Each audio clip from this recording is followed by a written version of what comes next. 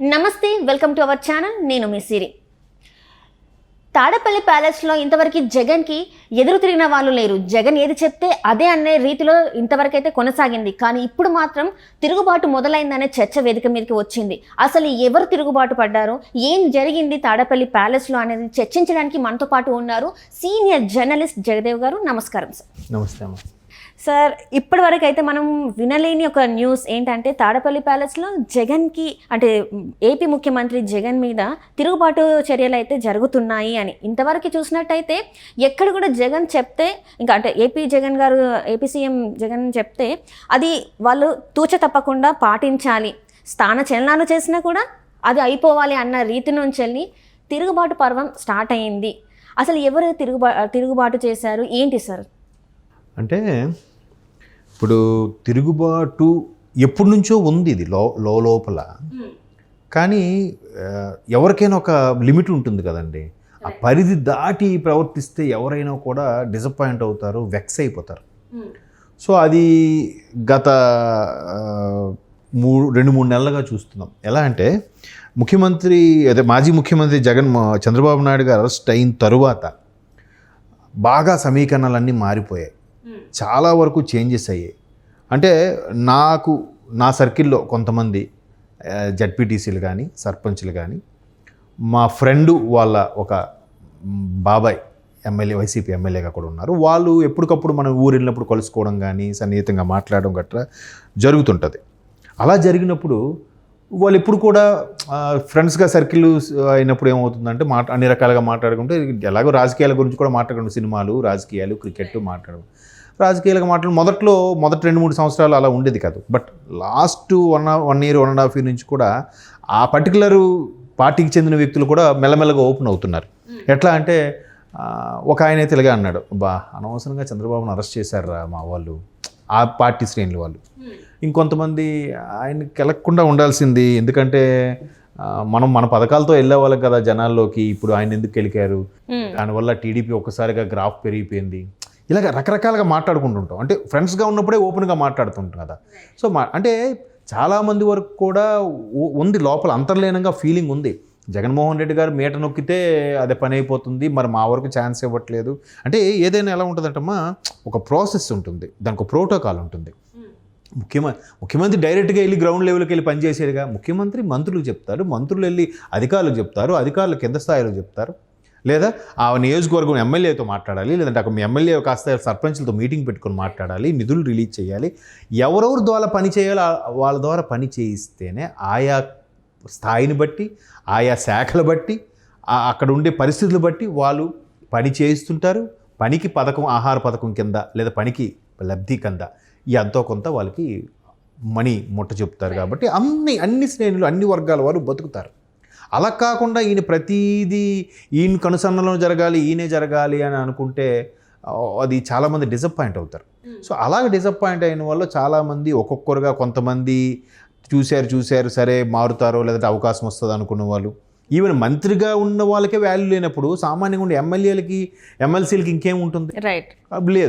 లేనప్పుడు ఏం చేశారంటే చూశారు ఇంక ఎలక్షన్స్ దగ్గర అవుతున్నాయి, ఎట్లాగూ వ్యతిరేకత బీభత్సంగా పెరుగుతోంది, చంద్రబాబు గారు అరెస్ట్ తర్వాత సమీకరణలు పూర్తిగా మారిపోయాయి. ఇట్లాంటి సందర్భంలో ఎలా ఉంటుందంటే చాలామంది, ఇప్పుడు మొన్న మంగళగిరి ఎమ్మెల్యే కానీ, గాజువాక ఎమ్మెల్యే కానీ, తర్వాత వైజాగ్లో వంశీ యాదవ్ గారు ఎమ్మెల్సీ ఆయన కానీ, ఆ తర్వాత ఇప్పుడు కొంతమందికి అనిల్ గారు, రోజా గారు, వీళ్ళందరికీ కూడా అమర్నాథ్ రెడ్డి గారు, గుడివాడ అమర్నాథ్, వీళ్ళకి కూడా ఇంకా టికెట్ రాదు, వేరే వారికి ఇస్తున్నారు తెలిసినప్పుడు కూడా వీళ్ళు ఏమంటున్నారు, ఓపెన్ అవ్వలేక, ఆ బ్లోట్ అవ్వలేక ఎవరికైతే వాళ్ళకి మేము సపోర్ట్ చేస్తాము అన్నట్టుగానే మాట్లాడుతున్నారు. కానీ లోపల వాళ్ళు మదన పడిపోతున్నారు. ఎక్కడో ఒక స్థాయి వ్యక్తి వరకు ఇప్పుడు కొద్దిమందే ఓపెన్ అయ్యి రెబల్గా మారుతారు.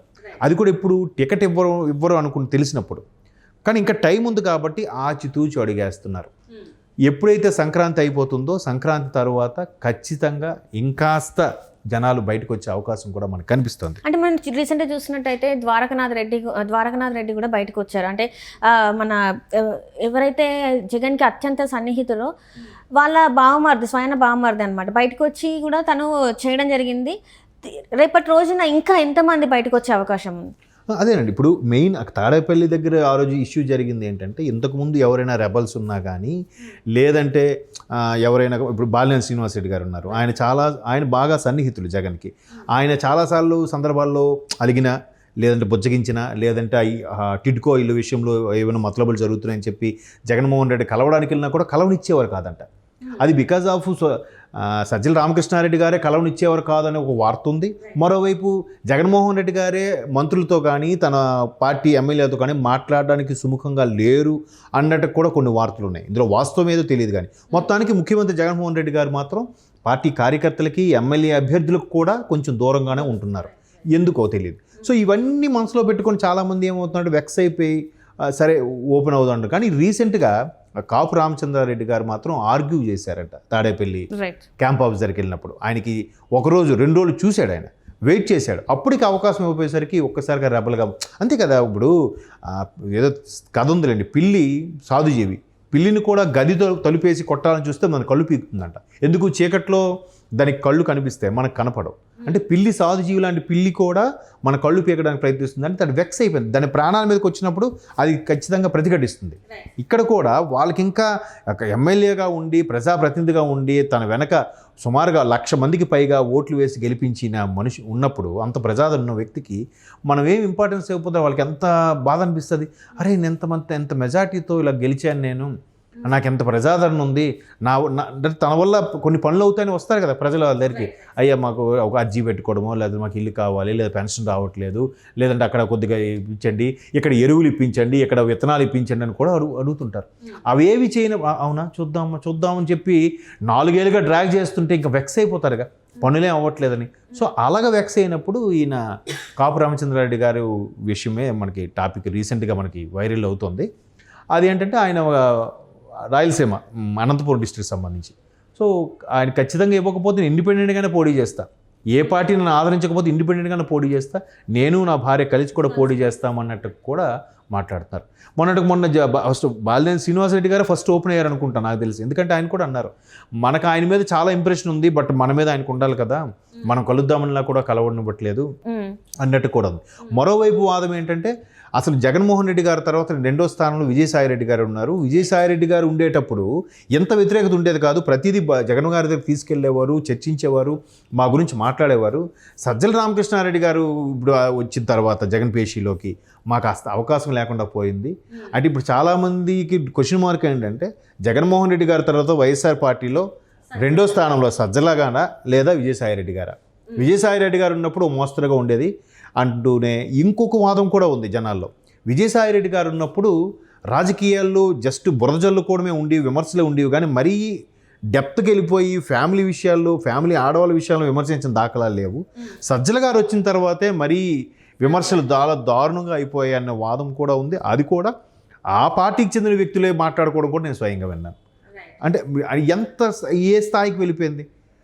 సో మొన్న కేసీఆర్ గారు కలిసినప్పుడు కూడా కేసీఆర్ గారు కూడా అదే సూచనలు చేసినట్టు కూడా కొన్ని వార్తలు ఉన్నాయి. అంటే అంత వాస్తవంతో తెలియదు కానీ నువ్వు మరీ నీ పక్కన ఉన్న వ్యక్తులు ఎవరైతే ఉన్నారో వాళ్ళని పూర్తిగా నమ్మే స్థాయిలో ఉండకు, నువ్వు అసలు ప్రజలకి రీచ్ అవుతున్నావు లేదో చూడు, ప్రజల వరకు ఎంతవరకు మేలు జరుగుతుందో అనేది చూడుకున్నట్టు కూడా కేసీఆర్ గారు తన అనుభవాన్ని జోడించి జగన్ గారికి సలహా ఇచ్చినట్టు కూడా కొన్ని వార్తలు ఉన్నాయి.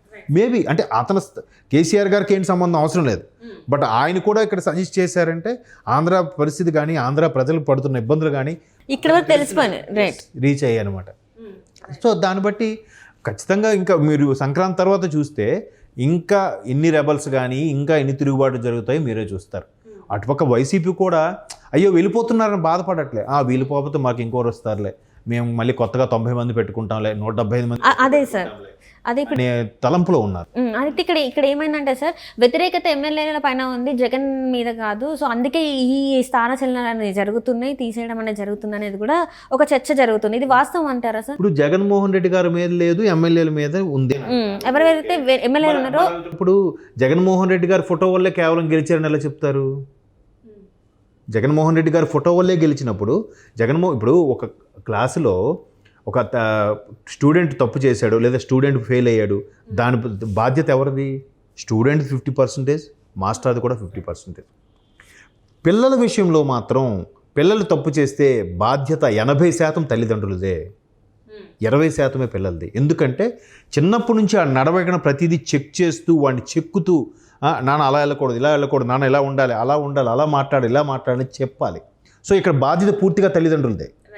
మాస్టర్ దగ్గరికి వచ్చేసరికి 50-50 అంటున్నాను, కానీ పిల్లల దగ్గరికి వచ్చేసరికి తల్లిదండ్రుల బాధ్యత ఎక్కువ ఉంటుంది. సో తండ్రి స్థానంలో ఉన్నాడు ఆయన, ఒక రాష్ట్ర ముఖ్యమంత్రి అంటే తండ్రి స్థానంలో ఉన్నాడు. అలాంటప్పుడు పిల్లలు తప్పు చేస్తుంటే దిద్దాల్సిన బాధ్యత ఎవరిది? సరే ఇప్పుడు పిల్లలు సరిగ్గా పని చేయట్లేదు అనుకున్న ఎమ్మెల్యేలు, మీరు రండి తాడేపల్లి ప్యాలెస్ వదిలి బయటికి రండి, అసలు వచ్చి ఒక వారంకో నియోజకవర్గం తిరగండి, ఇప్పుడు నెలకు ఒక నియోజకవర్గం తిరగండి. ఈ 5 ఏళ్ళు ఎప్పుడైనా తిరిగారా? లేదే. ఎక్కడైనా ఏదైనా ఓపెనింగ్ అయితే వెళ్ళడం, సమావేశాలు వెళ్ళడం, మొత్తం బారికేడ్లు పెట్టుకొని వెళ్ళడం, దారి పొరుగున ఉన్న చెట్లు కూడా నరికేయడం, 5 కిలోమీటర్ల డిస్టెన్స్ కూడా హెలీప్యాడ్తో వెళ్ళడం గట్రా చేస్తున్నాడు ఈయన. ఎక్కడ మరి రీచ్ అవుతున్నట్టు? మరి అప్పుడు ఎమ్మెల్యేలు ఏం పని చేస్తున్నట్టు ఎలా తెలుస్తుంది కదా? మరి ఆ తండ్రి స్థానంలో ఉన్న అతను బాధ్యతగా ఉండి వాళ్ళని సెటరేట్ చేయాల్సిన బాధ్యత ఎవరిది? ఆయనదే కదా. మరి ఇప్పుడు ఈ ఓడిపోతే ఎమ్మెల్యేలు తప్ప, గెలిస్తే ఈయన ఫోటో పెట్టుకొని గెలిచారన్నట్టు చెప్పడమా? ఏది కరెక్టు? గెలిస్తే నా మహిమ, గెలకపోతే మీ మహిమ. ఎంతవరకు కరెక్ట్ చెప్పండి? అది తెలీదా జనాలు ఎవరికి? ఎమ్మెల్యేకి ఎక్కువ సెగ తగులుతుంది. ఎందుకంటే అట్టడుగు వర్గాల్లో ఉండే కార్యకర్తలకి, గ్రౌండ్ లెవెల్లో ఉండే సామాన్యులకి ఎక్కువగా రీచ్ అయ్యేది ఎమ్మెల్యేనే. ముఖ్యమంత్రి ఆ పర్టికులర్ నియోజకవర్గంలో పోటీ చేసినప్పుడు ఆయన టచ్ అవుతాడు, కానీ అన్ని నియోజకవర్గాల్లో అన్ని గ్రామాలని టచ్ చేయలేడుగా. అప్పుడు ఏం తెలుస్తుంది? ఆ సెగ తెలియదు. ఎమ్మెల్యేలకు ఆ సెగ తగులుతుంది. తగిలినప్పుడు ఎమ్మెల్యేలు చెప్పడానికి వెళ్తారు, బాబు ఇట్లా లోకల్గా మమ్మల్ని ఇలా అనుకుంటున్నారు, మీరు కొద్దిగా చూడాలి, మార్చాలి, లేదంటే ఇలా చెయ్యాలి అని అలా చెప్తున్నప్పుడు వినాలి, చెప్పే అవకాశం వినాలి. అది చిన్నోడా పెద్దోడా, ఆడు అనుభవజ్ఞుడు కాదా అనే విషయం పక్కన పెడితే, మంచి చెప్పినప్పుడు ఎవరు చెప్పినా స్వీకరించాలి. అప్పుడే పరిపాలన సజావుగా సాగుతుంది. మరి ఇప్పుడు రేవంత్ రెడ్డి గారు బెస్ట్ ఎగ్జాంపుల్. చిన్న వయసులో చేశాడు, ఆయనకి తెలియదు, వెంటనే ఏం చేస్తున్నాడు, ప్రతిదీ సమీక్ష. మొన్న డిఎస్పీ నల్లి గారి విషయం తనే ముందు పోలీసులు సమీక్ష నిర్వహించి ఆమెను మళ్ళీ తీసుకోవడం అవకాశం ఉందా, తీసుకోవచ్చా, తీసుకుంటే ఆవిడ మళ్ళీ విధులు నిర్వహించగలదా, ఏ శాఖలో పెడదాం, ఏ వింగ్లో పెడదాం, లేదంటే ఆఫీస్ సైడ్ షిఫ్ట్ చేద్దామా, ఇన్ని అడిగాడంట ఆయన ప్రశ్నలు. ఎవరైనా అలా అడుగుతారా? అవునా చూద్దాంలే, అయిపోయింది కదా. లేదంటే ఏదో చేయండి అయ్యా అంటే ఒక మాటలో అయిపోయింది కదా. ఎంత చెప్పాల్సిన అవసరం ఏముంది? అది కదా మరి బాధ్యత గల తండ్రి స్థానంలో ఉన్న వ్యక్తి అంటే. మరి అలా లేనప్పుడు అన్నిటికీ ఎలా తల ఊపేసి ఆ ప్యాలెస్ నుంచి బయటికి రాకపోతే ఏం తెలుస్తుందమ్మా? అది. సో ఇప్పుడు దీన్ని బట్టి అర్థమవుతుంది కదా తప్పు ఎవరి వైపు ఉందనేది. యథారాజా తథా ప్రజ. ఆ సామెత ఊరికే పుట్టిందా? రాజు ఎలా అంటే ప్రజలు అలాగే ఉంటారు. Right sir. Thank you so much sir. Thank you అమ్మా.